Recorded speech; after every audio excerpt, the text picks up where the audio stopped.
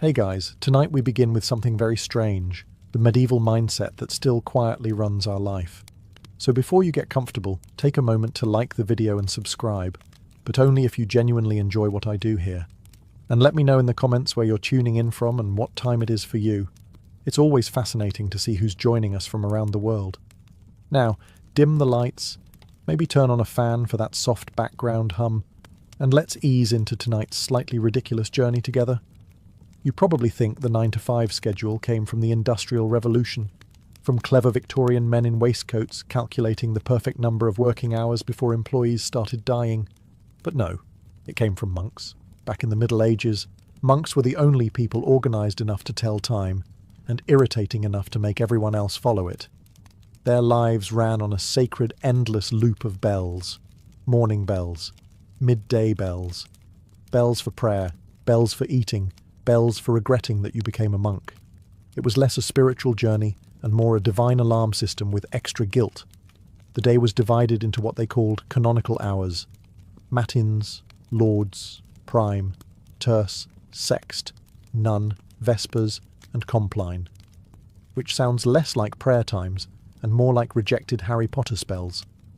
At every interval, monks would stop whatever they were doing to chant, kneel, or stare blankly into eternity. It wasn't about efficiency. It was about obedience. You weren't supposed to think. You were supposed to synchronize with God, the abbey, and whoever was in charge of the bell tower. And yes, there was always that monk who rang it 2 minutes early just to watch the world burn. Then, over the centuries, the world outside caught the contagion. Towns scheduled their markets by church bells. Guilds used them to mark work hours. And eventually factories copied the system wholesale, minus the praying, plus screaming managers. When the Industrial Revolution rolled in, someone basically said, let's take the monastic routine, remove the faith, and add paperwork. And thus, the modern workday was born. The monks at least got silence, wine, and a robe that doubled as pyjamas. You get fluorescent lights and Slack notifications. Even your lunch break has roots in monastic timekeeping. The sext hour, when monks pause to pray and maybe sneak in a snack before continuing their divine spreadsheets. So next time your alarm goes off at 7 a.m. and you drag yourself toward another day of labour in exchange for rent and mild back pain, remember, you're not modern, you're medieval, just without the chanting or the forgiveness. The 9-to-5 didn't evolve. It escaped the monastery, put on a suit, and learned to say, let's circle back on that. If you've ever sneezed in public and someone muttered, bless you, congratulations. You've just participated in one of humanity's oldest and dumbest reflexes. It's not politeness. It's medieval panic that never got the memo about germ theory.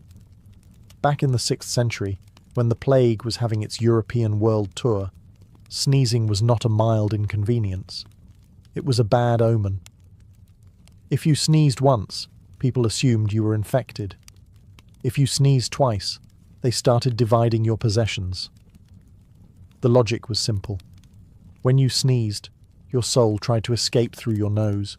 The devil, apparently lurking nearby, might seize the opportunity to snatch it mid-air. Enter Pope Gregory the Great, who in 590 CE decided that every sneeze needed divine intervention.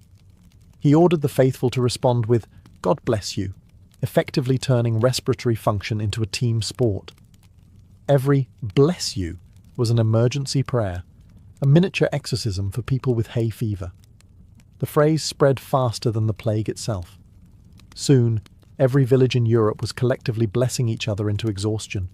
Nobody could sneeze in peace. Imagine the soundscape: church bells, roosters, and 40 villagers shouting, God bless you, every time someone inhaled pollen. And it worked. Not medically, but socially. Saying bless you became a way of proving you weren't the kind of monster who'd let your neighbour die unblessed. Refusing to say it was basically witchcraft. The superstition stuck. Even after centuries of science, hygiene, and vaccines, we still bless people who sneeze like it's 1348. No one believes their soul's escaping anymore, but we still panic at the sound of nasal explosions. Meanwhile, the only thing truly escaping during a sneeze is 100,000 droplets of bacteria at 100 miles per hour, directly into your face. And nobody blesses you for that. So next time someone sneezes and you instinctively mumble, "Bless you," just know you're reenacting a medieval ritual invented to keep Satan out of someone's sinuses. You're not being polite. You're participating in a 1,000-year-old mass delusion. And somehow, it's still considered good manners. The next time you twirl spaghetti or politely stab a piece of chicken, remember, in medieval Europe, that simple act would have gotten you labelled as a heretic. Yes, the fork, that harmless little utensil in your cutlery drawer, was once considered a tool of Satan. It arrived in Western Europe around the 11th century, carried by wealthy Byzantine nobles who used small, golden versions to eat dainty bites of food without getting their hands dirty. Logical, right? Wrong. The church immediately had a meltdown. Clergymen declared that using a fork was an insult to God, because according to them, the Almighty had already provided the perfect eating tools, fingers. The idea that someone might prefer metal over flesh apparently bordered on blasphemy. One famous case involved a Byzantine princess who married into the Venetian royal family.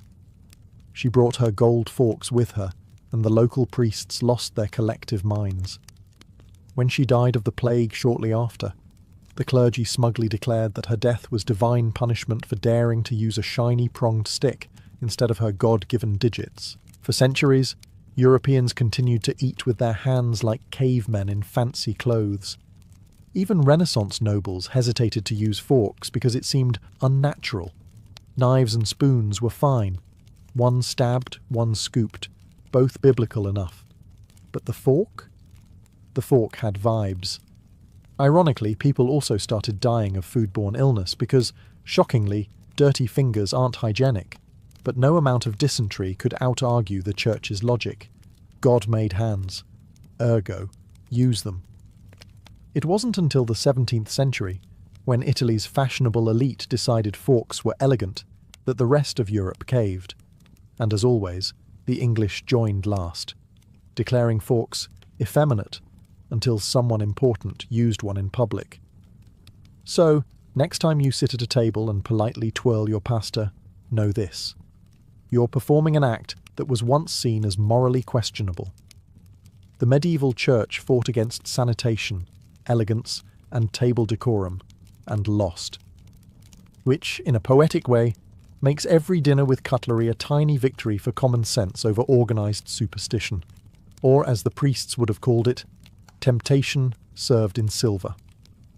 If you think bachelor parties today are chaotic, imagine them with swords. In the Middle Ages, before marriage was about love or shared Netflix accounts, it was a financial transaction. But even back then, men couldn't resist having one last night of poor decisions before signing their lives away. Thus was born the medieval stag night, the original bachelor party. Knights would gather in taverns or manors, drink ale until their helmets didn't fit, gamble away their horses, and loudly declare eternal loyalty to freedom, which usually lasted about 8 hours. These celebrations were supposed to honour the groom's transition into responsibility. In practice, they were an excuse to see how much mead a man could consume before falling into a moat. The stag symbolised virility and wildness, which is medieval for drunken regret. Guests would toast the groom's bravery for entering matrimony, while quietly taking bets on how long he'd survive domestic life.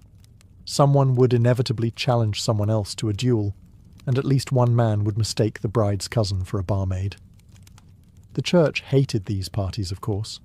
Priests called them feasts of sin, which, to be fair, was accurate. They warned that drunkenness before marriage led to damnation. The knights, naturally, took this as a challenge. Over time, the tradition trickled down from nobles to townsmen, who replaced castles with taverns and armour with leather shoes. But the spirit remained. Eat, drink, and behave terribly, because tomorrow you're legally obligated not to. Even the morning after rituals were familiar. There were hangovers, awkward silences, and promises never to speak of what happened.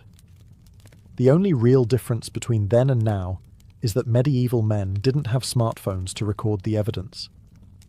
So when you see a modern groom stumbling out of a bar wearing a plastic crown and regret, you're witnessing history. It's the same tradition, just without the swords, the plague, and the moral authority of a guy named Sir Geoffrey trying to juggle flaming torches while yelling, "For love!" Bachelor parties didn't evolve. They just downgraded from chainmail to matching t-shirts. And somewhere, a medieval monk is still praying for all of them. When someone dies today, we instinctively dress in black. It feels respectful, somber, even timeless. But the truth is, it's just a medieval fashion trend that got wildly out of hand. The colour of mourning used to depend on geography. The Romans wore white to funerals, clean, symbolic, and excellent for reflecting heat, while you mourned under the Italian sun. But medieval Europe looked at that and said, "No. Let's make grief depressing and stylish." Black dye was expensive in the Middle Ages, which meant only the wealthy could afford to look properly devastated. Peasants, of course, couldn't afford sorrow in fabric form, so they wore whatever was clean, which, statistically, was nothing. The nobles, however, made mourning an event. Draped in black wool and veils, they wailed theatrically through the streets, because grief, like everything else, had to be performative. The church loved it. Black symbolized humility before God, and conveniently, it made the clergy's wardrobe choices look pious instead of lazy. Over time, the colour of mourning spread to every social class, because nothing says repentance like wearing something that absorbs both heat and despair. By the 14th century, black funerals were the ultimate power move. Kings died in black. Widows lived in black. Entire courts spent years in coordinated sadness. Queen Victoria later revived the custom centuries later by staying in mourning black for 40 years, a record-breaking emotional hostage situation. Of course, the colour eventually lost its religious meaning and just stuck. Now, we all show up to funerals dressed like accountants who misfiled eternity, because the Middle Ages decided grief needed a dress code. Ironically, the rest of the world didn't follow. In much of Asia, mourners still wear white, the colour of purity. In Africa, bright colours symbolise a life well lived. Meanwhile, in the West, we prefer to look like a collective tax audit for the dead. So next time you attend a funeral in black, remember, you're not channeling timeless reverence. You're just following a 1,000-year-old medieval fashion rule invented by rich people trying to look holy. And, as with all fashion trends, it's never really been about the dead. It's about proving you cared more stylishly than everyone else. Ah, the handshake. That sacred gesture of modern civility, professionalism, and the occasional bacterial exchange. It seems polite, friendly, even human. But its origins are, like most medieval customs, deeply suspicious. In the Middle Ages, people didn't shake hands to say hello. They did it to say, "Please don't murder me." Medieval Europe was a paranoid place. Everyone carried weapons, everyone owed someone else a debt, and everyone's cousin was plotting a coup. So when two men met, they'd extend their right hands to prove they weren't holding a dagger. The shaking part came later, a little theatrical jiggle to make sure no knife was hiding up the sleeve. It was less a greeting and more a mutual weapons inspection.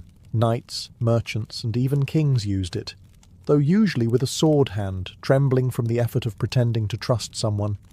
And of course the left-handed minority, eternally suspicious, were considered untrustworthy simply because their sword was on the other side. Medieval logic, flawless as always. By the 16th century, it evolved into a formal greeting among gentlemen, replacing bows and the ever-popular, awkward silence. It became a sign of equality, a way of saying, we are both free men, capable of stabbing each other, but choosing not to. Fast forward a few centuries, and the handshake somehow became professional. Businessmen turned it from a survival tactic into a networking ritual. The same gesture once used to ensure neither party was hiding a blade now seals multi-million-dollar deals, which, let's be honest, are just the modern version of duels, only slower and with lawyers. Even the pandemic couldn't kill it. Doctors warned us to stop shaking hands, and humanity collectively said, No, we'd rather risk plague than look rude. A very medieval mindset, really. So the next time someone grips your hand too tightly at a meeting, remember what they're really saying. I come in peace. For now. The handshake isn't a symbol of trust. It's a fossil from an age when trust could get you stabbed. And given how business still works, maybe it hasn't changed that much after all.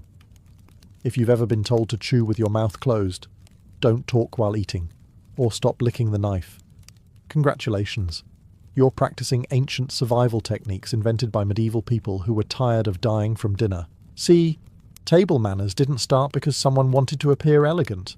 They started because medieval dining was horrifying.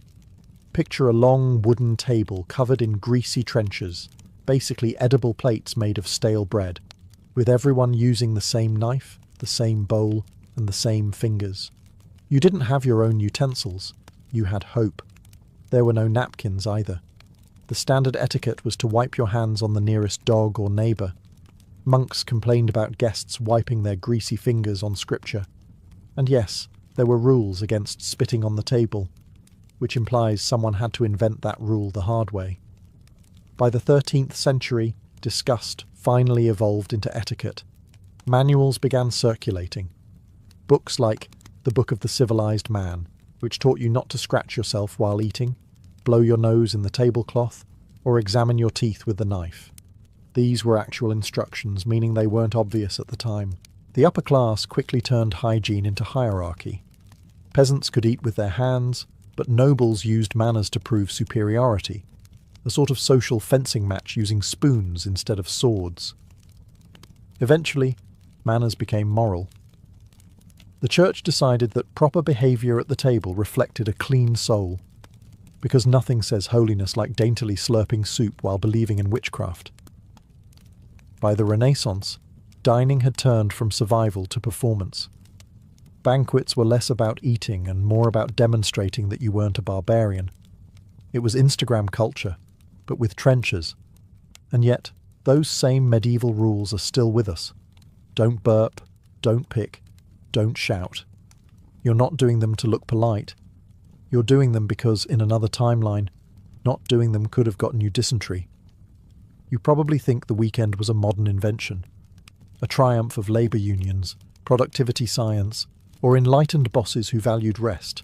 Nope, it was invented by medieval peasants who wanted to stop working long enough to drink, pray, and occasionally remember what sunlight looked like. In the Middle Ages, there was no concept of a weekend. You worked until your body broke, then you worked slightly more. But the church, in its infinite mercy, decided people should occasionally rest, not for health, of course, but to attend Mass and avoid sinning unsupervised. The church calendar was packed with feast days, sometimes up to 100 per year. These were religious holidays honouring obscure saints, the Virgin Mary, and occasionally events that sounded suspiciously like excuses for parties. Each feast day meant a day off work, free food, and the legal right to drink before noon. The nobility complained that peasants had too many holidays.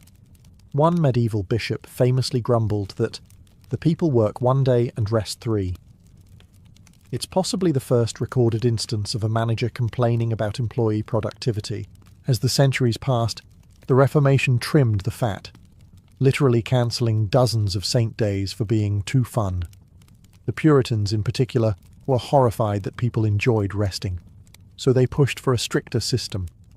1 mandatory day of rest, Sunday, which is how the Lord's Day slowly turned into your modern lazy day. Then came the Industrial Revolution. Factory owners noticed that overworked, miserable labourers kept breaking things, including themselves, so they reluctantly reintroduced rest days. Saturday afternoons were added later when someone realised workers who weren't exhausted made fewer accidents, like falling into machinery. By the 20th century, the 2-day weekend had become official. 1 day for God, 1 day for hangovers. So the next time you collapse into bed on a Saturday night, remember, you're enjoying a tradition born from medieval religion, refined by Protestant guilt, and perfected by capitalism's need to make you love Monday again. The weekend wasn't given to humanity out of kindness. It was a holy compromise between sin, survival, and scheduling. And somehow, we're still thanking God for it. When you slide on a wedding ring today, you're not just declaring eternal love, you're reenacting a medieval property exchange. In the Middle Ages, marriage wasn't about romance. It was an economic transaction with decorative vows. Love came after the paperwork, usually followed by regret and joint land management. The ring wasn't a symbol of devotion, it was a receipt. The origin of the ring goes way back to ancient Egypt, where circular bands symbolized eternity. The idea travelled through Rome, where men gave rings to women as proof of ownership. By the time it reached medieval Europe, the church realized this was excellent PR, a symbol of faithfulness that doubled as a legal shackle. The ring was placed on the fourth finger of the left hand because people believed a vein of love, the vena amoris, ran directly to the heart. This was complete nonsense. Medieval science also thought headaches came from demons and that leeches had medical degrees. But the myth stuck, mostly because it sounded poetic enough to justify the expense of gold. Weddings themselves were barely religious until the church got involved. Before that, it was common law. You said, "I do," in front of witnesses, shook hands, and boom, legally married. The church saw a business opportunity. Soon, only unions blessed by clergy were valid, and rings became mandatory props. And don't be fooled. Those early rings were rarely worn by men. For centuries, the ring was a one-way symbol, a woman's visible sign of possession, not partnership. Husbands didn't start wearing them until the 20th century, when World War II's soldiers began sporting rings to remember their wives, or remind everyone they were taken, even overseas. Now, the wedding ring is everywhere. A tiny halo of metal that supposedly represents love, trust, and eternity, until someone forgets it on the bathroom sink. So when you glance at that band of gold, remember what it really means. Not eternal romance, not divine blessing. It's a medieval merger agreement that survived every cultural collapse since the Crusades. You're not wearing a symbol of love. You're wearing a 900-year-old contract with better branding. In the Middle Ages, the average person's home made a modern studio apartment look like Versailles. Walls? Optional. Doors? Overrated. Privacy? A myth. Most people lived in single-room houses shared with family, animals, and whatever spirits were haunting the rafters. The medieval idea of personal space was, please stop stepping on the chicken. But then came fabric, that miraculous technology that could hide things without building new walls. Curtains started as practical objects, heavy drapes to keep out drafts, flies, and nosy neighbours. But soon they evolved into social statements. Nobles began hanging thick embroidered curtains around their beds, not just for warmth, but for dignity. These bed hangings were like portable bedrooms, creating the illusion of privacy in a hall filled with servants, snoring relatives, and the occasional bard. If you were wealthy enough, your bed had curtains so grand they could double as stage sets. Some even had inner curtains, privacy from your own spouse, apparently. Guests slept in the same room, sometimes the same bed, so if you wanted to change clothes, pray, or cry dramatically, curtains were your only line of defence. Peasants caught on eventually, using whatever rags they could find to partition their homes. Hanging a blanket between you and the pigsty suddenly felt luxurious. Curtains became the medieval equivalent of noise-cancelling headphones, mostly symbolic, mildly effective. Over time, the concept spread. Privacy became a social aspiration. By the Renaissance, curtains were everywhere, on beds, walls, windows, and egos. The wealthier you were, the thicker your drapes, and centuries later we still do it. We draw our curtains at night as if we're hiding from the Inquisition, not the neighbour's porch light. We buy blackout curtains, thermal curtains, and privacy shears. Proof that we've upgraded the fabric, but not the paranoia. So next time you close your curtains before bed, remember, you're reenacting a medieval ritual to protect yourself from judgment, gossip, and cold air. The only real difference is that your neighbours probably aren't watching. Probably. When you hear "God Save the King," you probably think of national pride, a dignified anthem sung by loyal citizens. But in the Middle Ages it wasn't about patriotism at all. It was an exorcism.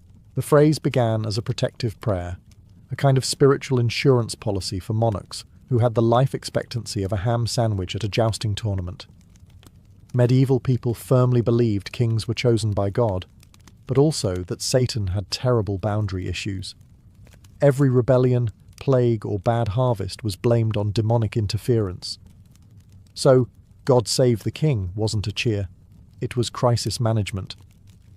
Whenever a ruler fell ill or someone sneezed near the throne, the church organised public prayers to keep evil away.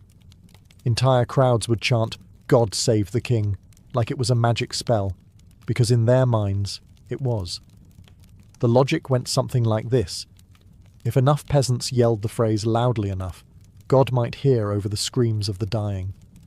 It worked exactly as well as you'd expect. Medieval kings still died, mostly from poisoning, warfare, or other kings. But people kept chanting, because superstition is the one political tradition humanity never reforms. By the 16th century, the phrase became ceremonial. It appeared in church services, royal processions, and desperate attempts to look loyal. Saying it out loud proved you weren't plotting treason, or at least not today. In a time when bad-mouthing the crown could get you executed, "God Save the King" was less about faith and more about self-preservation. The song version came much later, during the 18th century, when England turned this medieval emergency chant into a national anthem. What began as "Please don't let the devil kill our monarch" became "Please don't let France do it instead." And here we are centuries later, still singing it, hands on hearts, pretending it's about unity, when historically it was just crowdsourced holy water. So the next time you hear a stadium full of people belting "God Save the King," remember, you're witnessing a medieval ghost ritual. Only now it's televised. The idea of a day of rest sounds humane, maybe even progressive. But the medieval church didn't invent it to protect your work-life balance. They invented it to make sure you didn't skip Mass. In early medieval Europe, the church ran everything: your calendar, your conscience, and, if necessary, your afterlife. So they declared Sunday a sacred rest day, not because peasants needed a break, but because priests needed an audience. If you were caught working on a Sunday, you weren't breaking labour law. You were offending God. This wasn't a minor HR infraction. It was eternal damnation. Imagine explaining that in confession. "Forgive me, Father, for I weeded my garden during Vespers." The rule was clear. No ploughing, no weaving, no blacksmithing, and definitely no selling things. Unless, of course, the church wanted to sell indulgences. That was fine. Miraculously fine. Sermons warned that anyone who ignored the Lord's Day risked divine punishment. And because medieval Europe adored horror stories, there were plenty. One legend told of a man who tried baking bread on a Sunday. The dough turned into snakes. Another farmer sharpened his scythe and promptly dropped dead. The moral: God had opinions on your weekend hobbies. Naturally, enforcement was inconsistent. Lords and nobles still worked when they wanted, because divine law, much like modern policy, didn't apply to management. The peasants, meanwhile, were threatened with hell for trying to survive. When the industrial age arrived, people rediscovered the Sunday rule and rebranded it as family time. Employers called it moral, workers called it barely enough. And despite 1,000 years of progress, the logic stayed medieval. You rest, not because you deserve to, but because someone holier, richer, or louder said so. Today, most of us spend Sundays resting by doing unpaid labour, laundry errands and worrying about Monday. It's not quite holy, but it's traditional. So next time you feel guilty for checking email on a Sunday, relax. You're not defying God. You're just honouring the medieval legacy of working when you're technically not supposed to. And if your boss emails you about it, tell them your dough just turned into snakes. When someone calls you sir or ma'am, it feels polite, respectful even. But in the Middle Ages, those words didn't mean "I respect you." They meant I recognize you could legally have me executed. Titles of address were the linguistic armor of feudal Europe. Society was basically a human pyramid with kings at the top, peasants at the bottom, and everyone else crushed somewhere in between. Calling someone sir, short for sire, from the old French seigneur, was how you acknowledged that they owned your land, your livelihood, and possibly your spine. It wasn't optional either. If you met a noble and forgot to bow or failed to use their title, it wasn't a social faux pas, it was a crime. Etiquette manuals from the 14th century actually warned that a man of low estate must speak to his betters with reverence under pain of correction. Correction, of course, being medieval for public humiliation and light beating. Women had their own version, madam, short for madame, literally meaning my lady. That wasn't affection, it was ownership language. It told everyone that this woman belonged to a social class above yours, usually because she belonged to an actual man above yours. Over time, the titles softened. The nobles lost their fiefdoms, and sir and ma'am trickled down the hierarchy until they became meaningless courtesies. Today, we use them for cashiers, customers, and people who block the grocery aisle. Small verbal nods to a social order that technically doesn't exist anymore, but emotionally still does. Americans use them to sound polite. The British use them to sound superior. And in the South, sir and ma'am can mean anything from genuine respect to the verbal equivalent of a slap, depending on tone. It's linguistic evolution in action, feudal submission repackaged as customer service. So the next time someone calls you sir or ma'am, remember, you've just been addressed like a medieval landlord. You didn't earn authority, you inherited vocabulary.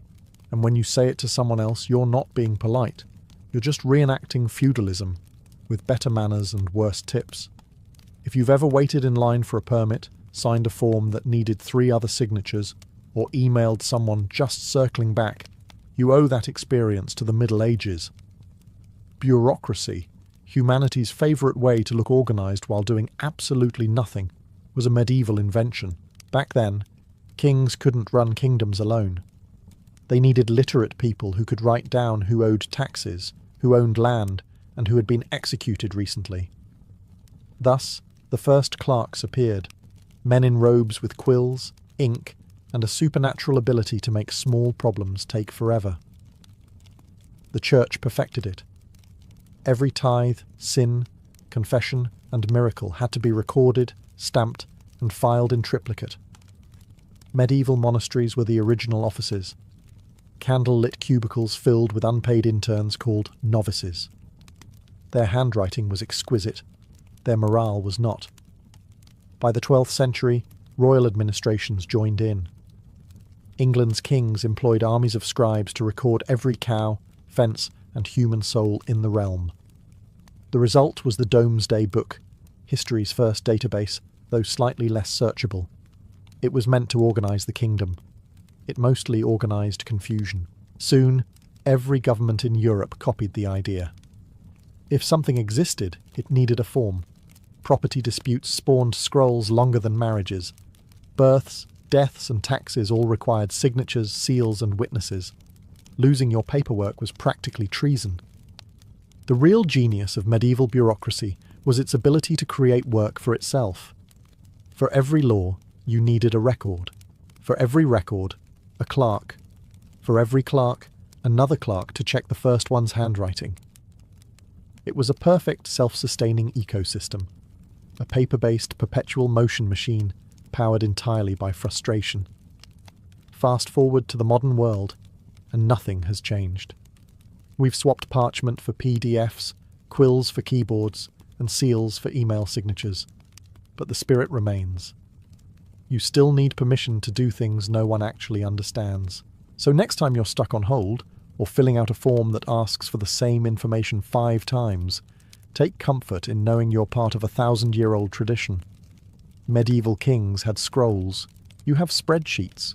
Both are equally meaningless, but at least yours has a submit button. If you think outrage culture was invented on Twitter, you clearly haven't met a medieval villager with spare time and access to a church bell. The Middle Ages ran entirely on moral panic. There was no news cycle, no trending tab, just priests' rumours, and the occasional goat acting suspiciously. One person saw a comet, another blamed the local widow for it, and suddenly half the town was on fire. Back then, society didn't need proof. It needed someone to blame. Drought, witches, illness, witches. Bread didn't rise, definitely witches. It was a one-size-fits-all explanation for everything that went wrong. And if no witches were available, heretics or foreigners would do nicely. The church fueled this with industrial efficiency. Panic was good for attendance. If you could convince people that sin caused plagues and heresy caused earthquakes, they'd tithe more. Call it medieval crowdfunding for divine protection.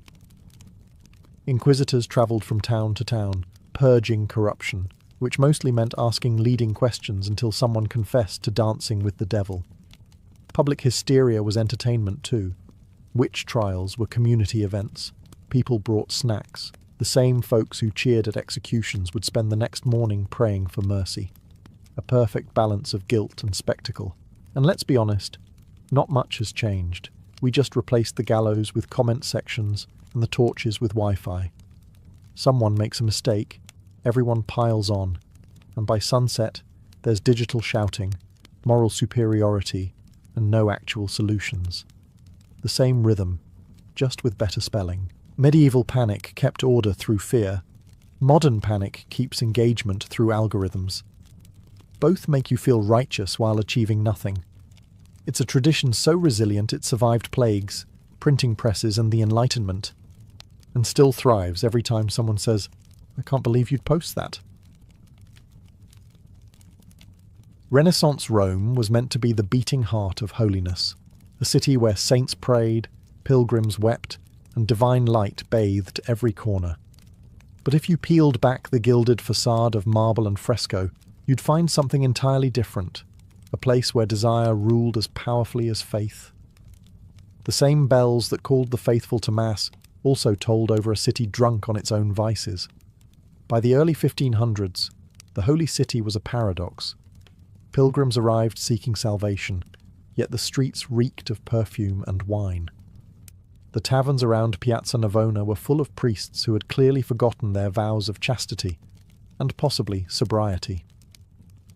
Noblemen strutted in velvet doublets, while courtesans leaned from their balconies, laughing as the church bells rang. Even confession, meant to cleanse the soul, became an erotic ritual whispered behind latticed screens. Everywhere you looked, temptation was sponsored by the very institutions meant to suppress it. Monks dabbled in alchemy and spent more time brewing aphrodisiacal potions than copying scripture. Nuns exchanged love letters hidden in the pages of psalters. Bishops hosted banquets that would make the pagan emperors blush, complete with roasted peacock, dancing girls, and wine that never seemed to stop flowing. And at the centre of it all stood the Vatican itself, the fortress of morality, or so it claimed. The papal palace was draped in virtue by day, but at night its corridors flickered with candlelight and laughter. Servants swore they saw mistresses slip through secret doors, and rumours spread of cardinals fathering more children than they could count. Rome, the city of saints, had turned itself into a Renaissance version of Las Vegas, if Las Vegas charged indulgences and quoted scripture while doing it. Yet, no one seemed truly scandalized. Hypocrisy had become an art form. A priest might preach about lust in the morning, visit his mistress in the afternoon, and commission a painting of the Virgin Mary that suspiciously resembled her by evening. It was an age where holiness was worn like jewellery, sparkling in the light, tarnished in the dark. Rome called itself the Eternal City, but I. At the peak of the Renaissance, the Vatican was less a monastery and more a royal court, complete with drama, ego, and scandal worthy of a soap opera. The Pope wasn't just God's representative on earth. He was often the richest, most powerful man in Italy, and sometimes the most corrupt. Nowhere was this more obvious than in the reigns of the so-called papal playboys, men who mixed sacred duty with personal pleasure as easily as wine with water. Take Pope Alexander VI, born Rodrigo Borgia, a man whose name became synonymous with sin wrapped in silk. He fathered at least 8 children, officially. Unofficially, well, Rome lost count. His mistress, the beautiful Vanozza dei Catane, lived openly in a palazzo near the Vatican, while his other lover, Giulia Farnese, was called the Pope's concubine by half of Europe. And while he preached virtue, his son Cesare Borgia carved a trail of blood across Italy, and his daughter Lucrezia was whispered to poison her lovers at banquets. The Borgias didn't hide their vices. They flaunted them in velvet robes embroidered with the family crest. But Alexander wasn't alone in his spiritual flexibility. Pope Julius II, nicknamed the Warrior Pope, spent more time wearing armour than vestments, leading armies instead of prayers. He was known to swear like a soldier and commission art like a king. Michelangelo's frescoes in the Sistine Chapel were, ironically, funded by a pontiff who had fathered at least one illegitimate daughter. Meanwhile, Pope Leo X from the Medici family treated the papacy like a Florentine bank account, throwing parties so lavish that even Roman nobles blushed. For these men, indulgences weren't just a church doctrine, they were a lifestyle. Their banquets mixed cardinals, courtesans, poets and painters, all swimming in gold and gossip. The Vatican treasury was drained not by crusades, but by carnival masks and mistresses.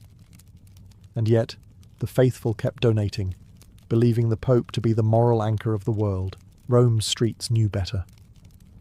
When a new Pope was elected, the people didn't ask for his holiness.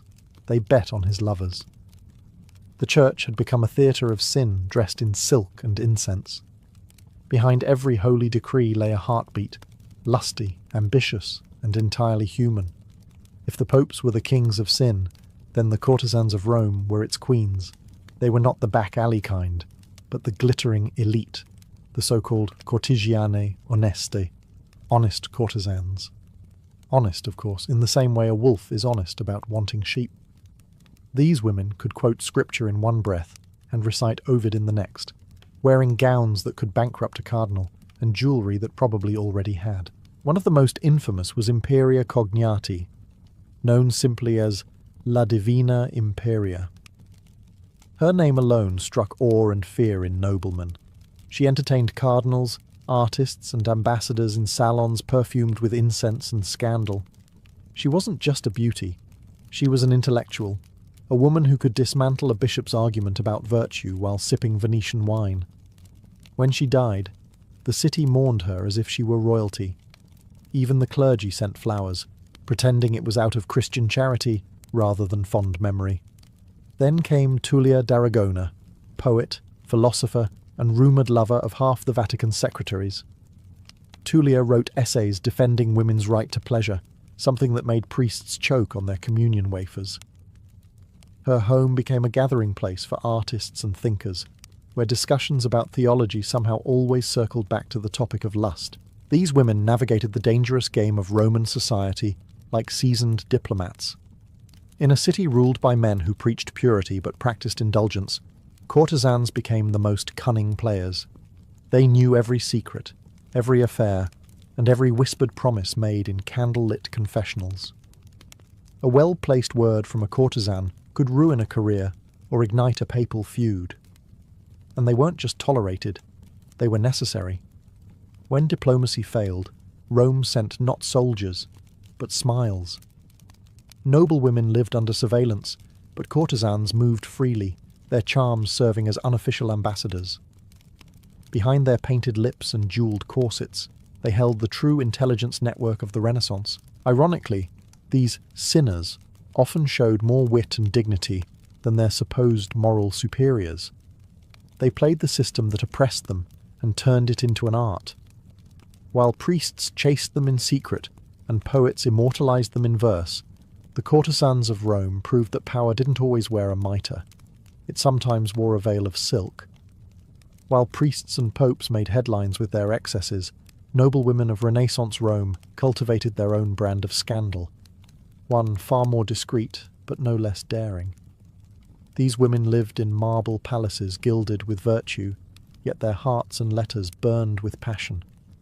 Marriage in their world was a political contract, not a romantic union. So, When a duchess found herself chained to a dull husband twice her age, the natural solution was a confessor, one who listened very carefully and on occasion stayed the night. Among the whispered legends was Vittoria Colonna, celebrated poet and widow of a nobleman who died on the battlefield. Her piety made her a darling of Rome's religious circles, yet her friendship with Michelangelo raised eyebrows that never truly lowered. Their correspondence, filled with spiritual longing and poetic tenderness, walked the razor's edge between divine love and forbidden desire. The Church called it Platonic. Rome called it obvious. Others were far less subtle. The Orsini and Farnese women, names that carried weight equal to the popes, used their beauty and influence to entangle cardinals, artists, and ambassadors alike. Their salons became theatres of flirtation, where poetry, music, and philosophy were simply pretexts for seduction. Affairs were conducted with coded letters, saintly portraits that concealed miniature love notes, and the occasional pilgrimage that conveniently led to a lover's villa outside the city walls. But discretion was survival. If a nobleman's indiscretion could be excused as vigorous temperament, a woman's could be punished with exile, or worse. That didn't stop them. Many noblewomen mastered the art of looking holy while living wickedly. They went to confession daily, ensuring their sins never piled up too high, and dressed modestly in public, while hiding embroidered bodices beneath their cloaks. Behind every painted virgin on a palace wall, there was a story of guilt and hunger. And while the Vatican thundered about purity, Rome's noblewomen wrote sonnets about passion. They knew the game: sin quietly, repent beautifully, and never get caught. In a city where men wielded power in public, women learned to wield it in private. And often, their whispers in the dark echoed louder than any sermon from the pulpit. Art was Rome's most respectable disguise for desire. Beneath the halo of divine inspiration, painters and sculptors filled chapels with visions that were less about heaven and more about flesh. The Renaissance brought a revival of the human form, and artists embraced it with an enthusiasm that occasionally forgot where beauty ended and blasphemy began. Take Raphael, Rome's golden boy. His frescoes glowed with serenity, but behind the serenity lay a man famously incapable of resisting temptation. His muse, La Fornerina, was a baker's daughter whose curves inspired half his Madonnas. She became his obsession, his hidden partner, and, depending on who you asked, the true model for the Virgin Mary herself. When Raphael died young, rumours spread that it wasn't from fever but from exhaustion after a night of overzealous artistic study. Michelangelo, in contrast, wrestled with guilt as much as marble. His figures on the Sistine Chapel ceiling were technically biblical, but no one could miss how lovingly he sculpted every muscle and curve. Some church officials grumbled that his saints looked a bit too human. Michelangelo's defenders called it divine anatomy. His critics called it pornography. The man himself prayed, sculpted, and agonized, torn between devotion and the undeniable beauty of the body. And then came the real rebels, Caravaggio chief among them. His art glowed with divine light but dripped with human vice. His models were often prostitutes and thieves pulled straight from the streets, their raw sensuality painted onto the faces of saints and martyrs. To him, holiness and sin were inseparable twins. His Judith beheading Holofernes was painted with such violence and erotic tension that viewers couldn't decide whether to cross themselves or look away. For every sacred commission, there was an unholy inspiration. Artists were paid by the church to glorify God, but in doing so, they also glorified the human body, the very thing the church warned against. Their studios were confessionals with paint and skin instead of rosaries. In Renaissance Rome, art wasn't just decoration. It was temptation made visible. Each brushstroke was a gamble between salvation and scandal. And as frescoes bloomed across the city's walls, so too did the rumour that God's greatest masterpiece was not the soul, but the naked human form. If you wanted to glimpse the true soul of Renaissance Rome, not the marble statues or papal decrees, but the pulsing, laughing, sinful heart, you went during Carnival. For a few days each year, Rome forgot its morals and remembered its appetites. Masks hid faces, wine replaced sermons, and the line between priest and peasant vanished under the glitter of torchlight. During Carnival, even the church relaxed its grip. Cardinals attended masquerades to observe the youth, which usually meant chasing dancers until dawn. Monks wandered the streets drunk on spiced wine, quoting scripture with the confidence of men who hadn't read it recently. Even the Pope, safely behind Vatican walls, was said to peer from balconies, amused by his city's annual descent into chaos. The streets overflowed with symbolism and sin. Floats carried allegories of virtue defeating vice, though most spectators rooted for vice. Courtesans disguised themselves as nuns. Nuns disguised themselves as courtesans, and both seemed to enjoy the confusion. Confessionals filled up the next week, priests shaking their heads solemnly while taking careful notes on who had done what with whom, and what of those confessions. They became Rome's unofficial gossip network. A penitent might confess her affair with a married cardinal, only to find her sins recited back to her later by a smirking servant. Secrets had a short lifespan in the Eternal City. One monk even joked that in Rome the Holy Spirit didn't descend as a dove, it arrived as a rumour. The contradiction was spectacular. Sin was punished and celebrated at once. Carnival parades passed beneath frescoes of the Last Judgment. The same hands that tossed roses into the crowd clasped rosaries the next morning. The faithful blamed human weakness, as though weakness were the city's favourite sport. When the festivities ended, Rome washed its face and put its halo back on. The priests thundered about virtue. The nobles returned to their marriages, and the streets smelled again of incense instead of sweat and wine. But the memory lingered. Behind every saintly procession was a hangover, and beneath every Ave Maria whispered in penance there lurked a quiet, knowing smile, because everyone in Rome understood one thing. Forgiveness came cheap, but the pleasures of sin were priceless. No discussion of Renaissance Rome's moral collapse would be complete without the Borgias, the family that turned sin into statecraft. If ordinary Romans gossiped about lust and greed, the Borgias patented it. Rodrigo Borgia, who became Pope Alexander VI, ruled not like a shepherd of souls but like the godfather of an Italian crime syndicate, if the crime syndicate also issued indulgences. His Vatican was a stage for decadence. Witnesses spoke of banquets where courtesans dined naked, of rooms draped in silk and perfumed with scandal. One particularly infamous night, later dubbed the Banquet of Chestnuts, featured 50 dancers, cardinals tossing roasted chestnuts onto the floor, and guests crawling to collect them in a display of shameless indulgence. Whether the story was exaggerated hardly mattered. Rome believed it, and that was enough. Rodrigo's children were the real proof of his dual legacy. Cesare Borgia, the Pope's favoured son, was charming, handsome, and entirely ruthless. He murdered rivals with the same efficiency his father used to grant pardons. Cesare's sister, Lucretia, became a legend of her own, accused of incest, poisonings, and seductions, though much of it was likely propaganda spread by enemies. Still, her ability to manipulate the men around her, husbands, lovers, even popes, made her one of the most dangerous women in Europe. The Borgias blurred every line between holiness and hedonism. Their private vices spilled into public policy.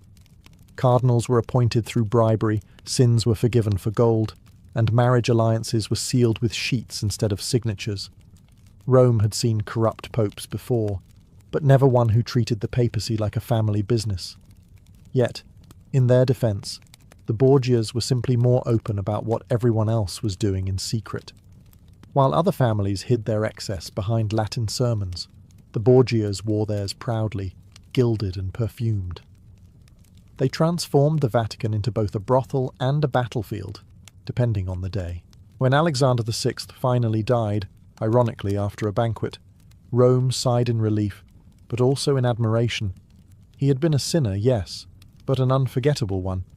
His reign left the church stained, his name cursed, but his legend immortal. In Renaissance Rome, the Borgias proved a timeless truth. in the right hands, sin could be the ultimate power. For all its outrage and sermons, the Church in Renaissance Rome was not merely a victim of sin, it was its enabler. The hierarchy thundered against lust from the pulpit, but behind those marble walls, coin purses clinked louder than conscience. Every indulgence sold, every absolution granted, was part of a grand economy of forgiveness. You could sleep with your mistress, confess it the next morning, and walk out spiritually spotless, so long as your donation was generous. This wasn't hypocrisy, it was business. Sin, after all, was reliable income. The Vatican's coffers swelled with money from those seeking redemption for pleasures they fully intended to repeat. In a sense, the Church had turned desire into a subscription service. Sin, confess, pay, repeat. Even the printing of indulgence certificates became a thriving industry. Monks who should have been illuminating Bibles were instead tallying receipts. Cardinals owned vineyards, lent money, and maintained luxurious estates stocked with servants and lovers. One bishop famously had so many illegitimate children that locals nicknamed his palace the House of the Lord and his extended family. And yet, these same men presided over inquisitions and moral trials, condemning peasants for sins that were practically Vatican traditions. When voices of reform began to rise, monks whispering that the Church had lost its soul, they were silenced or exiled. It was dangerous to accuse God's representatives of acting like merchants. Still, rumours of papal indulgence and debauchery spread faster than any decree. Even the faithful began to smirk when priests warned against temptation. They'd seen too many sermons end at the local tavern. The irony was divine. The more the Church preached against sin, the more it depended on it. Without lust, greed, and guilt, half of Rome's economy, and the other half of the Vatican's, would collapse overnight. Some tried to reform the system from within. A few honest friars denounced the corruption, only to be ignored, reassigned, or mysteriously found ill.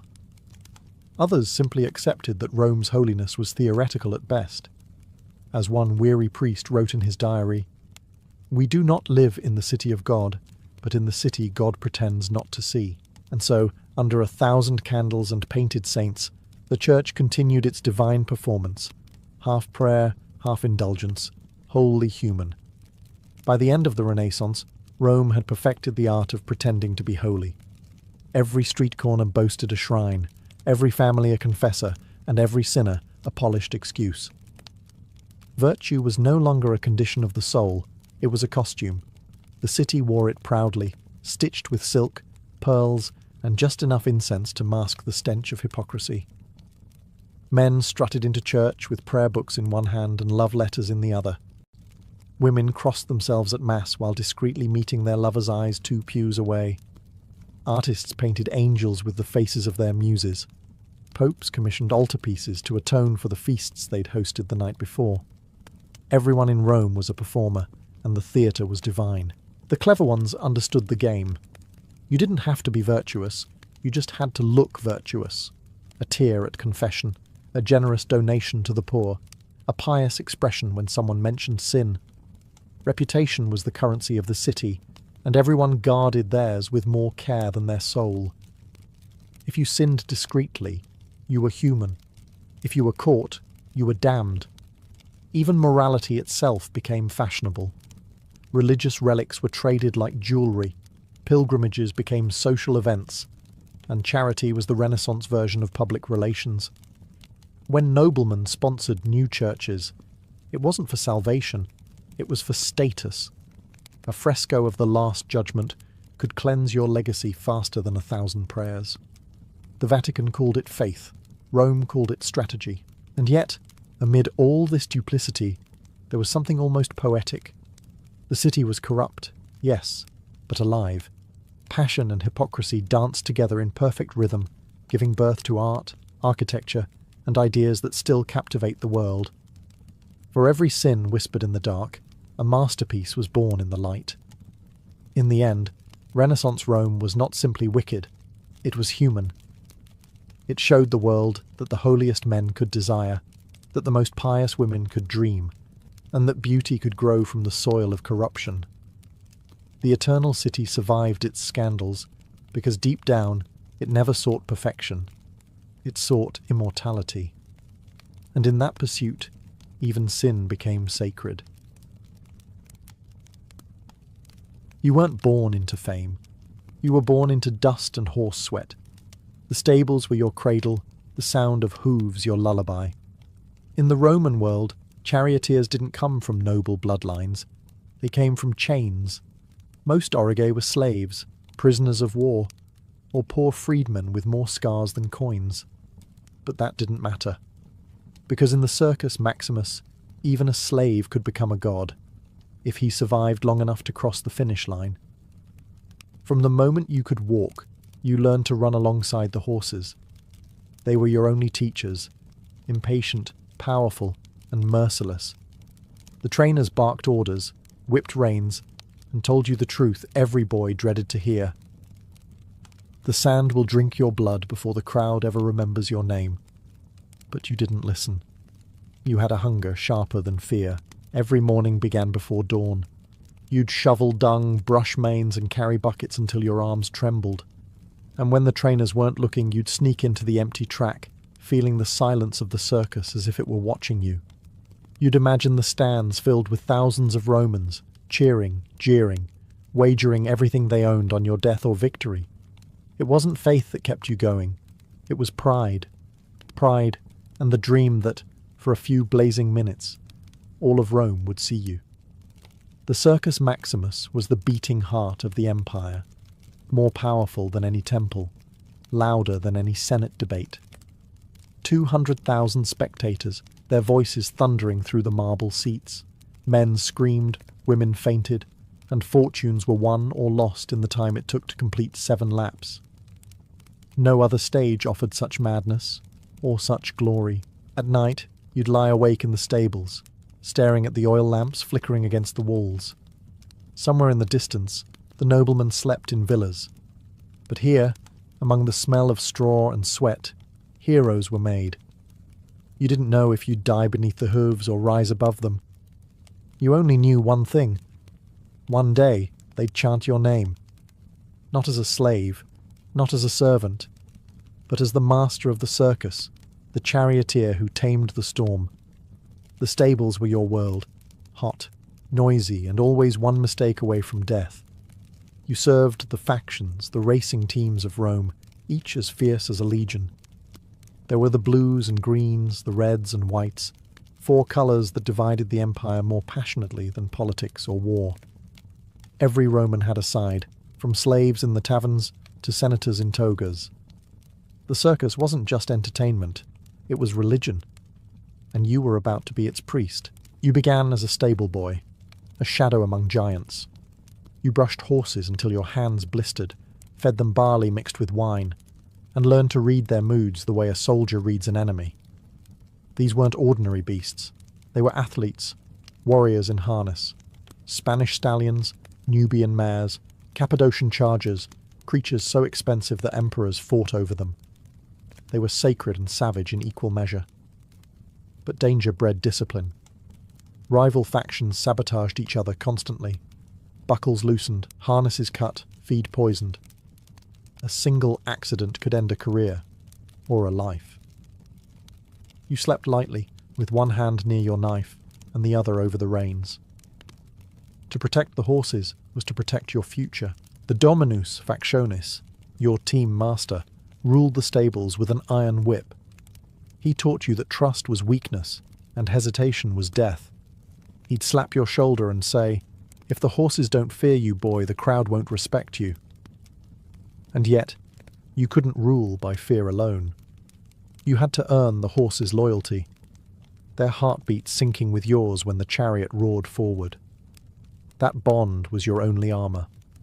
At night, the stables came alive with murmured prayers. Drivers traced charms on the horses' foreheads, invoking Neptune, god of horses and the sea. Others offered wine to Fortuna, the goddess of luck, because skill alone wasn't enough. One snapped axle, one loose strap, one heartbeat too late, and your body would be trampled into the sand before the crowd even gasped. Still, you stayed. You endured the heat, the sweat, and the constant risk. Because every lap around the circus promised something more intoxicating than freedom, immortality, and you were willing to burn in those stables until the gods noticed your fire. Your first day behind the reins wasn't a race. It was a battle against terror. The chariot was lighter than it looked, a fragile frame of wood and leather balanced on knife-thin wheels. One wrong move, one stumble from the horses, and you'd be dragged to your death before anyone could shout your name. The trainers called it learning. You called it surviving. Every sunrise meant drills. You learned to stand upright while the chariot rattled over uneven ground, the reins wrapped not in your hands but around your waist. That way, you could steer with your entire body. But if you fell, you'd be dragged until you were pulp. It was the first and cruelest lesson. Mastery and death used the same knots. The horses were your partners and your executioners. You memorized every snort, twitch, and tremor. 4 horses, 1 mind. That was the goal. If one faltered, the others followed. If one bolted, all were doomed. You learned to whisper to them, to curse them, to pray with them. Their eyes, white with fire and fear, reflected your own. You didn't control them, you became them. Trainers barked insults, flung whips, and hurled amphorae when you failed. One old veteran, half deaf, half mad, told you that a true Auriga never blinks during a crash. You'll see splinters fly, blood spray, skulls crack, he said. But if you blink, boy, you'll miss your moment to live. He wasn't wrong. To simulate the circus, they'd unleash you into mock races, dust, shouts, and chaos. Rivals slammed into your chariot wheels, trying to splinter them. You learned to swing your whip not just at the horses, but at other drivers, striking their arms or faces. There were no rules in training because there were none in the arena. Survival was the lesson. By dusk, your muscles screamed, your hands bled, and your heart beat like a drum of war. But pain dulled, and something colder replaced it. A strange calm. You realized that fear was useless. The sand didn't care who lived or died. It only remembered who left their mark.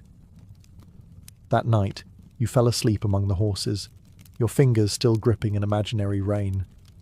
You dreamed of thunder, hooves, wheels, and a crowd chanting a name you swore would soon be yours. The first time you entered the Circus Maximus, you didn't breathe. You shook. The noise alone could kill a man. 200,000 Romans roared like an ocean, their cheers rolling off the stone seats in waves. Trumpets blared, banners rippled, and the smell of sweat, dust, and roasted meat filled the air. It wasn't just a race. It was religion in motion. The gods of Rome were watching, and so was every gambler, thief, senator, and slave in the empire. You took your place in the starting gates, the carceres, where 8 chariots lined up like loaded arrows. The horses were wild, nostrils flaring, hooves clawing at the sand. You whispered their names like a prayer: Aquila, Nero, Pallas, and Flame, and tightened the reins around your waist. Across the track, the opposing factions glared. The Greens were favoured today, and the Blues, your team, were desperate for a win. The betters had already decided who should live and who should die. You just had to prove them wrong. The official dropped his cloth. A heartbeat of silence, and then chaos. The gates exploded open, and 8 chariots surged forward like unleashed gods. Sand flew, wheels screamed, and you leaned into the turn, your entire life balanced on 2 spinning wooden circles. The first corner was a battlefield. Drivers whipped their rivals, horses screamed, and the crowd howled for blood. You felt the jolt as a rival slammed into your wheel, trying to shatter it. You countered, guiding your team tighter around the spinner, the central barrier lined with statues of Neptune and dolphins. You brushed past them so close that salt water from the fountain splashed your arm. 1 lap down, 6 to go. The crowd's roar became rhythm, each cheer a drumbeat in your chest. You could feel their eyes on you, thousands of strangers whose love or hate depended on a single turn. For a fleeting moment you understood why men risked everything for this madness. Death didn't frighten you anymore, it thrilled you. When you crossed the line, you didn't know if you'd won or survived. The sand clung to your face like ashes, and your hands shook from the strain. But above the chaos, one thing was clear. The crowd was chanting. Maybe not loudly, not yet, but you heard it. Your name, and it was only the beginning. Victory in the circus was intoxicating, louder than thunder, sweeter than wine. When you won, the crowd's roar swallowed you whole. Women tossed garlands, gamblers wept with joy, and the emperor himself might nod in approval. You'd return to the stables like a conquering general, your horses steaming with sweat and pride. For a slave or freedman, no triumph in Rome compared.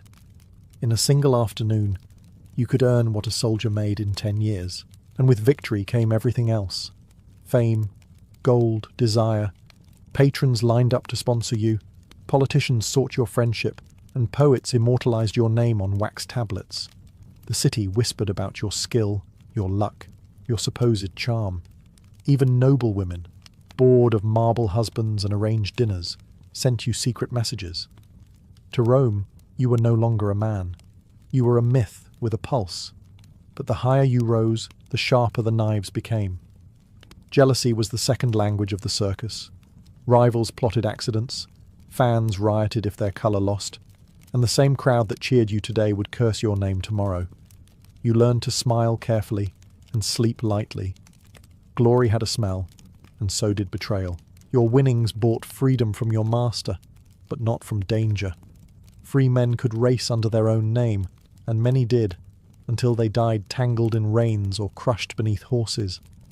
Statues were built for the lucky ones, but most orage ended up broken, their bodies buried in unmarked graves outside the city walls. Every lap you raced was a wager against the gods, and they rarely paid twice. And yet, no gold or safety could match the feeling of standing before the crowd. Your hand raised in victory, the laurel crown pressed against your hair. You'd look up at the marble stands, see the nobles who once ignored you, and feel their envy like sunlight. For a few stolen moments, you weren't a slave or a mortal, you were the pulse of Rome itself. Then you'd leave the track, still trembling from the speed, knowing that tomorrow could end it all. But as you brushed your horses and cleaned the dust from their manes, you whispered the same vow every charioteer made. Let me die fast, but let me die famous. Rome's heart didn't beat for emperors or legions, it beat for colours. Blue versus green, red versus white. These weren't just racing teams. They were tribes, cults, armies of passion that divided neighbourhoods and toppled reason. The city's loyalty was painted in pigments. A man might forgive an insult to his mother, but never to his faction. As a driver for the Blues, you wore their colour like armour. To the faithful, you were a hero. To the Greens, you were the enemy. Fans scrawled your name on tavern walls, sang songs about your victories, and started brawls over your honour. When you passed through the markets, mothers pointed you out to their sons. But you also learned to travel with a cloak pulled low, because in the wrong part of town, admiration could turn into assassination. The factions were more than sport. They were politics. Senators funded teams, emperors played favourites, and riots flared when races turned bloody. The Circus Maximus had its own kind of war diplomacy. A sabotaged wheel could spark street battles. A disputed victory could burn a district. When the Greens accused your faction of bribing an official, the city erupted. By nightfall, torches lit the forum, and the Tiber ran red with faction blood. Even the emperors feared the factions. They weren't mere fans. They were Rome's other army. Charioteers like you held the power to calm or ignite them. Once, after a string of your victories, the emperor himself invited you to dine in his palace. Not out of admiration, out of caution. He wanted to be sure your fame served the throne, not threatened it. You smiled, bowed, and toasted to Rome, pretending you didn't notice his guards tightening their grips. But among the rivalries, there was one face that haunted you, your counterpart in green, a charioteer named Felix. He was fast, brutal, and fearless. The crowd called him the Serpent. Each race between you wasn't a contest. It was war. You'd meet eyes at the starting line, each knowing only one would leave the circus alive that day. The colours, the cheers, the glory, it was all blood and illusion. Rome didn't love its heroes, it devoured them. And as long as the crowd demanded danger, the circus would feed them. One crash, one corpse, one colour at a time. The circus was beautiful from the stands, but from the chariot it was a slaughterhouse. Death came quick, loud, and merciless. One snapped wheel, one frightened horse, and you were done. The Romans even had a word for it, naufragium, a shipwreck, because that's what a crash looked like. Wood splintering like waves, bodies flung into the air, and screams swallowed by the crowd's roar. You saw your first one at 16. The driver ahead of you misjudged the turn around the spiner. His wheel clipped the barrier, shattered, and sent his chariot spinning. The horses panicked, dragging him by the reins as his body bounced across the sand like a broken doll. You smelled the blood before you saw it. The crowd erupted, not in horror, but in ecstasy. Death was their favourite finish line. Every race was a gamble with fate. You learned to watch for the warning signs, the flicker in a horse's gait, the wobble of a rival's wheel, the tension in the reins. You trained yourself to react faster than thought, to steer by instinct when reason would freeze. The circus punished hesitation. A good charioteer died quick. A great one learned to make death his ally. The crashes were worse near the meta, the turning posts. Drivers fought for the inside lane, where victory lived and disaster waited. You hugged the curves so tight you could feel the marble scrape your axle. Too wide, and you'd lose the race. Too tight, and you'd join the wreckage. There was no in-between, only glory or ruin. Sometimes, when a crash happened behind you, the screams faded beneath the pounding of hooves. You never looked back. To survive, you had to be ruthless. Compassion was for poets and priests, not for men who raced the gods. You told yourself each crash was another sacrifice to Neptune, god of horses, and whispered a prayer that it would never be your turn. But every driver knew the truth. Luck was a rope that always frayed. One day, you'd feel it snap. And when it did, the circus would keep roaring, the crowd would keep cheering, and Rome would move on, its appetite for blood as endless as its thirst for speed. If death was always one turn away, fortune sat in the other. For the few who survived long enough, chariot racing was the quickest road from slavery to staggering wealth. Rome adored its winners with the same frenzy it used to crucify its losers. You began as property, but with every victory you became something rarer, a man who owned his fate. Your winnings grew faster than the crowds could shout your name. Bags of silver, laurel crowns, fine cloaks and golden goblets, spoils once reserved for generals, were yours. You bought your freedom first, then your house, then horses of your own. Men who once spat at your feet now bowed when you entered the tavern. Senators nodded to you in the forum, pretending they didn't remember your slave brand. You smiled, because you knew they did. Women followed too, some for love, most for legend. Courtesans, noble widows, even priestesses found reasons to pray with you. Fame turned everything you touched to excess. Banquets lasted until dawn, your name echoing in drunken toasts. You spent money like sand through your fingers because the gods had made you fast, but not immortal. And yet, the higher you climbed, the lonelier the air became. Friends became flatterers, admirers became thieves. You learned that Rome didn't love you, it loved the myth of you, the man who cheated death, who tamed thunder, who could make the city forget its hunger for one glorious afternoon. Still, you couldn't stop. Fortune was a fever you couldn't shake. The circus was your temple, and each race another prayer to keep your luck alive. You invested in your own team, hired grooms, even trained younger drivers. Some called you Dominus Orige, Lord of the Charioteers. It sounded noble, but you knew better. Beneath the gold and applause, the same truth burned. Your empire rested on spinning wheels and frightened horses. At feasts, poets recited your name beside Hercules and Achilles. You laughed, but deep down the comparison chilled you. Heroes never lived long in Rome. They burned bright, then vanished. And you knew that one day, whether by age, accident, or envy, the circus would take back everything it had given. Fortune was generous, but she always collected her debts. Time caught every charioteer, no matter how fast his horses ran. Your hands, once strong enough to tame a team of stallions, began to tremble when you held the reins. The cheers that once lifted your soul now felt distant, as if muffled behind the roar of memory. You told yourself you'd retire after one more race, but the circus had a way of whispering, "Just one more." The younger drivers were faster now, reckless boys who raced as you once had, with no thought of survival. They called you veteranus, half in respect, half in pity. You watched them train and saw your own ghost in their eyes, hungry, fearless, doomed. The track hadn't changed, but you had. The same sand that once promised immortality now waited to swallow you. Still, the itch returned every morning. You couldn't ignore the sound of wheels rattling, the thunder of hooves, the intoxicating pull of danger. So you strapped the reins around your waist one last time and stepped into the sunlight. The crowd erupted, not out of routine, but out of recognition. You were legend now, a living relic of the golden years. The gates opened.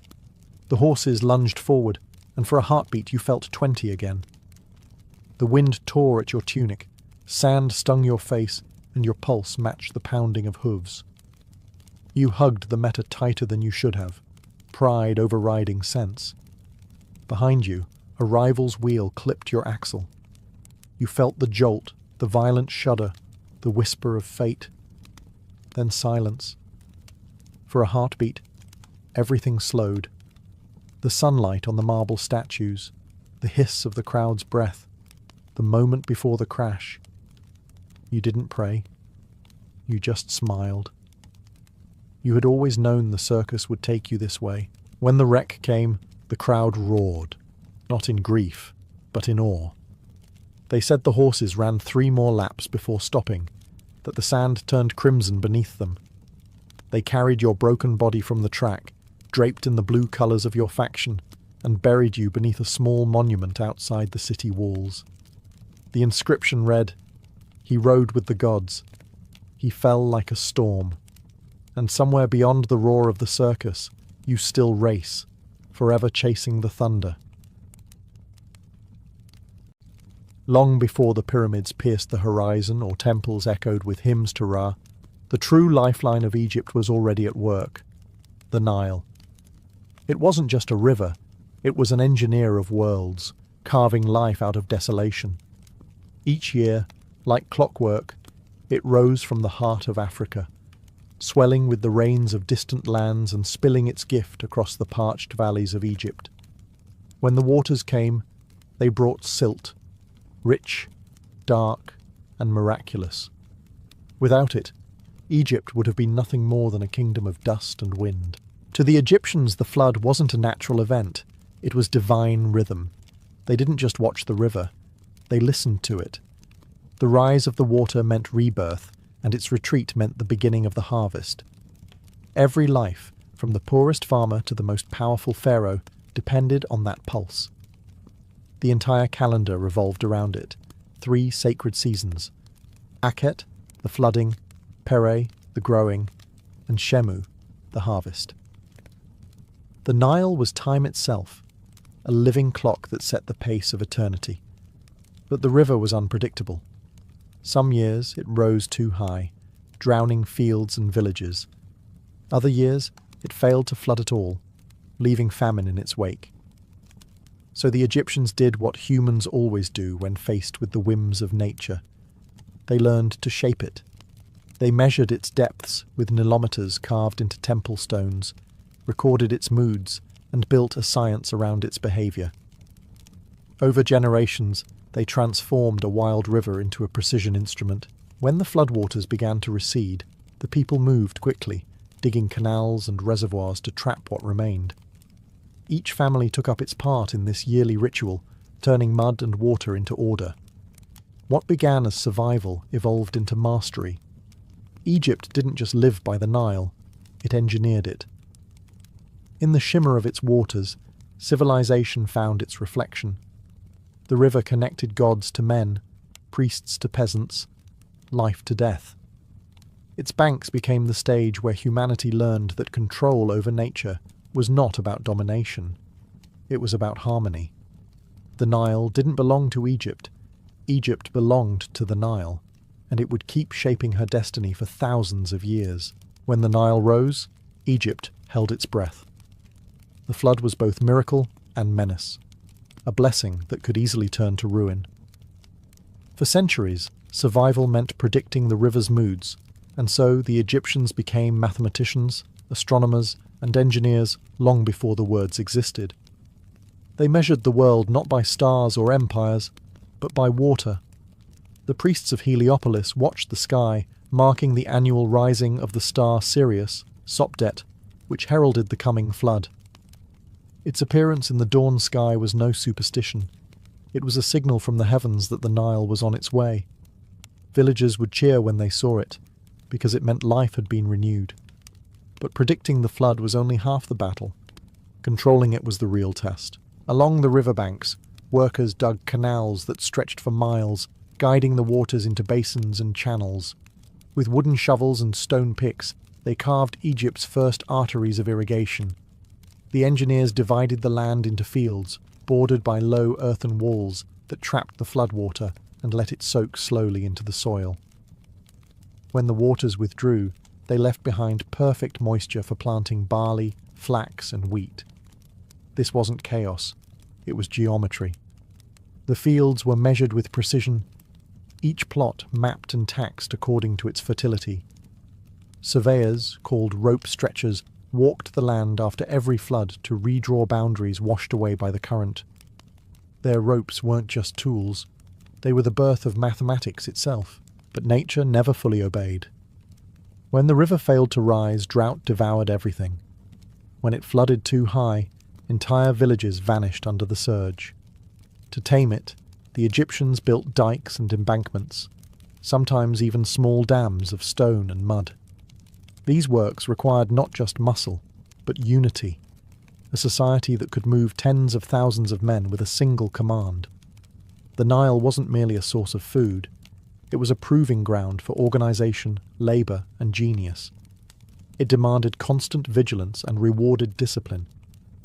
Over generations, Egypt learned the art of cooperation through water. And as the river obeyed, it taught its people something timeless.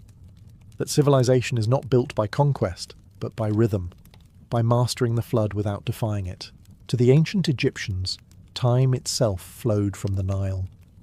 The river's pulse shaped the calendar, the rituals, even the emotions of an entire civilization. While other cultures marked the years by the movement of kings or the whims of war, Egypt measured existence by the rise and fall of the water. Every year was a cycle of death, rebirth, and harvest, played out not in temples or palaces, but in the river's current. The Egyptians divided their year into 3 great seasons. Akhet, the inundation, when the floods swallowed the fields. Pere, the growing season, when crops sprouted from the black silt. And Shemu, the harvest, when the earth gave back what the Nile had promised. Each season lasted 4 months, each month 30 days, plus a handful of festival days added to please the gods and balance the cosmic order. The rhythm was mathematical, but its meaning was spiritual. When the star, Sopdet, Sirius, rose in the eastern sky just before dawn, it signalled the start of Akhet. Priests at temples along the river watched for it with sacred precision. They believed this shining herald was the goddess of the flood herself, her light awakening the sleeping Nile. It was the Egyptians' first astronomical prediction, a cosmic calendar that united heaven, earth, and water. Every village had its rituals to welcome the flood. Farmers sang to Hapi, the god of the Nile, offering bread and beer to ensure the waters rose just enough. Not too little to starve them, not too high to drown their homes. The flood's arrival wasn't just anticipated, it was celebrated like the return of a god. The flood calendar gave the Egyptians something no other early civilization possessed: predictability. They knew when to plant, when to harvest, when to store grain. The Nile turned chaos into order, nature into schedule, survival into tradition. Time, once wild and unknowable, now ticked with the certainty of a clock made of water. In the world beyond Egypt, seasons meant fear. But here, the people of the Nile faced the future with calm. They didn't resist the river's rhythm, they lived by it. In its steady heartbeat, they found eternity, measured not in years or rains, but in floods. The Egyptians didn't just wait for the Nile, they shaped it. Every canal, basin and reservoir was a thread in the grand tapestry of an engineered landscape. The early pharaohs understood that whoever controlled the water controlled the kingdom. Power flowed through ditches and dikes as surely as it did through thrones and crowns. The first canal builders were visionaries with shovels. Using only simple tools, wooden ploughs, baskets and copper adzes, they redirected the river's flow, carving channels through the desert like veins through a body. These canals turned the unpredictable flood into a predictable harvest, guiding water to fields miles from the main riverbanks. With every project, Egypt became less at the mercy of the Nile's moods and more the master of its rhythm. By the Old Kingdom, irrigation had become a state enterprise. Thousands of labourers worked under the watch of engineers and scribes, each basin measured and recorded. Canals weren't just practical, they were political. When a pharaoh ordered a new network of waterways, it wasn't only to feed his people, it was to prove his divine authority. The god-king didn't simply pray for floods, he commanded them. One of the earliest great works was said to be the Bar Yusuf, the Canal of Joseph. Whether myth or memory, it carried water from the Nile to the Fayum Depression, turning a barren basin into Egypt's oldest reclaimed farmland. Centuries later, it would still feed villages, a living monument to ancient hydrology. Even desert towns were bound by the flow. Irrigation transformed their economies and their loyalties. A canal that ran dry could ruin a province, while a well-timed diversion could spark a new settlement. Water became currency, and the pharaoh was its banker. Scribes documented every drop, carving tallies onto papyrus and temple walls. But canals also united Egypt. They became highways for trade, ferrying goods, ideas, and people between distant regions. The same water that grew wheat in the south carried granite for pyramids in the north. The Nile's veins stitched the nation together. Each channel was a statement of intent. Man cooperating with nature, not conquering it. Egypt's greatness didn't rise from conquest or gold. It flowed quietly in irrigation trenches, where sweat and engineering transformed survival into civilization. Behind every monument, every harvest, and every floodgate stood a quiet army of minds. The engineers, surveyors, and scribes who turned water into order. They weren't poets or warriors, but Egypt owed them everything. Without them, the Nile's blessings would have drowned or starved the land. With them, it became the most productive river valley on earth. The shaduf, a simple counterweighted lever, was one of their earliest triumphs. With it, a single farmer could lift buckets of water from canal to field, feeding crops by hand when the floodwaters had retreated. Later, the sakia, a water wheel powered by oxen, multiplied that effort. What began as manual toil evolved into mechanical rhythm. Egypt's first machines born from necessity, not luxury. But the real geniuses were the surveyors, known as the rope stretchers. After every flood, when boundaries vanished beneath the silt, they paced the fields with knotted cords, measuring anew. Their work wasn't guesswork, it was geometry. Angles, distances, and proportions were the tools of empire. The knowledge they gathered shaped both the fields and the foundations of temples and tombs. From water levels came symmetry, and from symmetry civilization. Then came the scribes, the record keepers of the flood. They tracked water heights with nilometers, stone pillars marked with carved cubits, stationed at temples like Elephantine and Philae. These sacred gauges transformed a natural event into data. When the water rose higher than expected, they warned the farmers. When it fell too low, they prepared for famine. The priests interpreted the numbers as divine messages, but the engineers knew they were simply reading the river's pulse. Even the pharaohs relied on these calculations. A misjudged flood meant not just hunger, but revolt. The engineers were, in a sense, guardians of stability. Their success was invisible, their failure catastrophic. They didn't wear crowns, but they held the kingdom together. Every brick of the pyramids, every loaf of bread in a worker's hands, began with their measurements. They bridged the gap between gods and men, between chaos and control. Their mathematics flowed downstream into the very structure of Egypt itself. In a world ruled by divine order, they were the quiet priests of precision, the architects not of temples, but of life. To the ancient Egyptians, the Nile wasn't a river, it was a living god. Its floods were divine moods, its currents sacred speech. They called it Hapi, the bringer of abundance, the lord of fish and grain, the blue-skinned deity whose body ran through the veins of Egypt itself. Every drop of water was his blessing, and every drought his silence. When the flood came each year, priests led ceremonies at the riverbanks. Offerings of bread, beer, and flowers floated downstream, meant to please Hapi and coax him into generosity. In the temples of Thebes and Memphis, hymns were sung not to conquerors or kings, but to the river that sustained them all.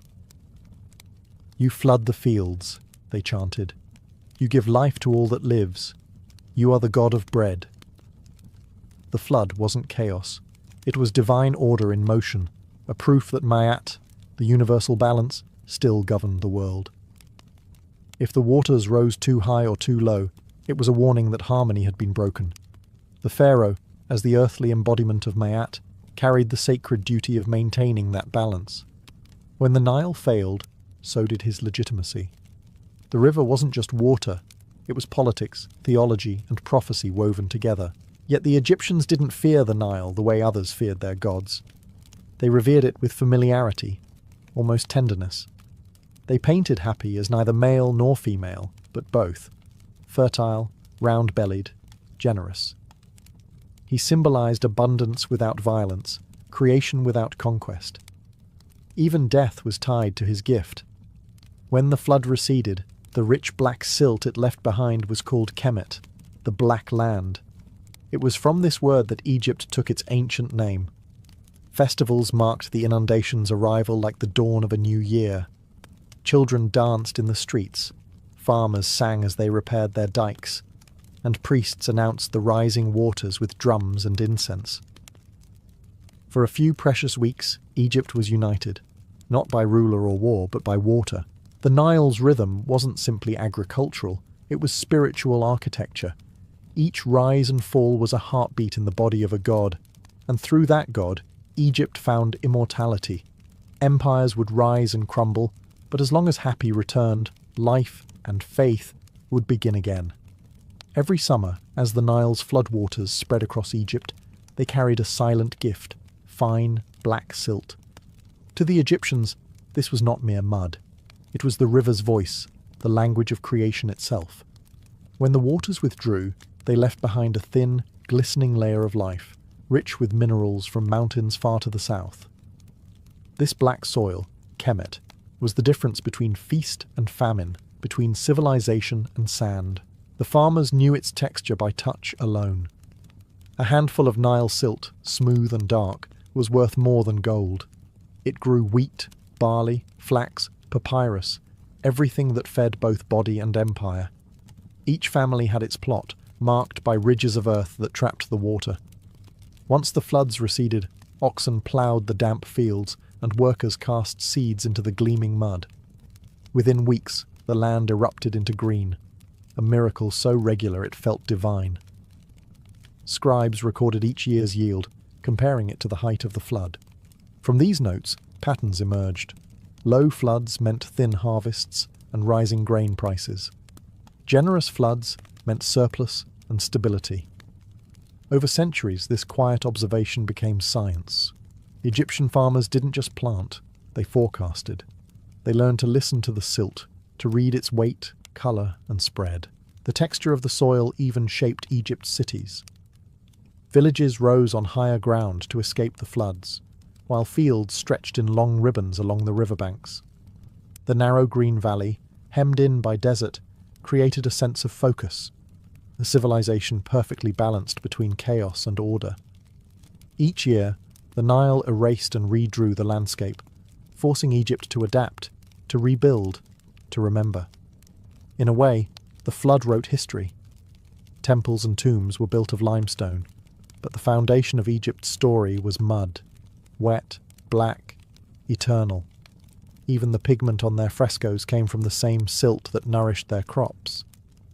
The Nile wasn't just feeding Egypt, it was painting it. When foreigners saw the river's bounty, they envied its magic. But to the Egyptians, there was nothing supernatural about it. It was partnership, not miracle. The Nile gave, and they listened. The silt was the handwriting of the gods, and Egypt learned to read it fluently, year after year. Controlling the Nile's gift required more than reverence. It demanded precision. The Egyptians turned their worship into engineering, transforming the natural flood into a system of managed abundance. What began as simple canals grew into a network of hydraulic machinery that stretched from the delta to Nubia.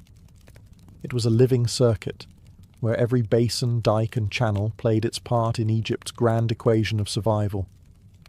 At the heart of this system were the basin fields, vast rectangular enclosures bordered by earthen embankments. When the floodwaters rose, the channels filled these basins in careful sequence. Water lingered for weeks, soaking the soil, before being drained into the next enclosure. The process mimicked the river's natural flow, but under human command. The result was controlled fertility, a man-made imitation of the Nile's pulse. Lifting water was the next challenge. The shaduf, a counterbalanced lever with a bucket at one end and a weight at the other, revolutionized irrigation. With it, a single farmer could raise hundreds of litres of water a day from canals to higher terraces. Later came the sakia, a wooden wheel turned by oxen, its pots scooping and pouring in endless rhythm. These devices were simple but brilliant, powered by muscle and geometry rather than magic. Every flood season required coordination on a national scale. Labourers repaired dikes and dredged canals under orders from local governors, who reported to royal engineers in Memphis. The pharaoh's decrees flowed downstream like the water itself, ensuring that every village along the river contributed to the balance. A breach in one province could doom another hundreds of miles away. Even temples were part of the system. Priests used nilometers, vertical shafts with carved cubit marks, to measure water levels. From these readings, they could predict crop yields, tax revenues, and the empire's stability for the year ahead. Science, religion, and politics converged at the waterline. The Nile's machinery wasn't made of bronze or stone. It was made of people. Tens of thousands worked in synchrony, guided by the river's tempo. Egypt's true marvel wasn't a pyramid or a sphinx. It was this invisible infrastructure, a civilization built not to fight nature, but to think like it. The flood was eternal, but so was their genius in mastering it. Long after the pharaohs were gone, and their temples swallowed by sand, the Nile kept its rhythm. The same flood that carried papyrus boats and golden barges in the time of Ramses still rose and fell centuries later, watched by farmers who no longer knew the names of the gods, but still depended on their river's mercy. Egypt's monuments weathered and crumbled, yet its greatest creation, the harnessing of water, never stopped working. The techniques that once fed the pyramids' builders became templates for civilizations that followed. Greek engineers studied Egyptian canals. Roman surveyors borrowed their measuring cords.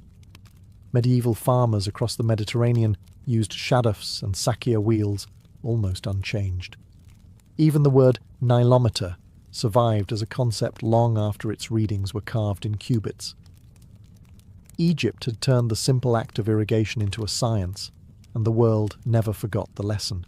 But the Nile's power was always double-edged. Too much control, and the river withered. Too little, and chaos returned. Later, rulers tried to command it the way the pharaohs had, with bureaucracy instead of divinity. But the balance was delicate.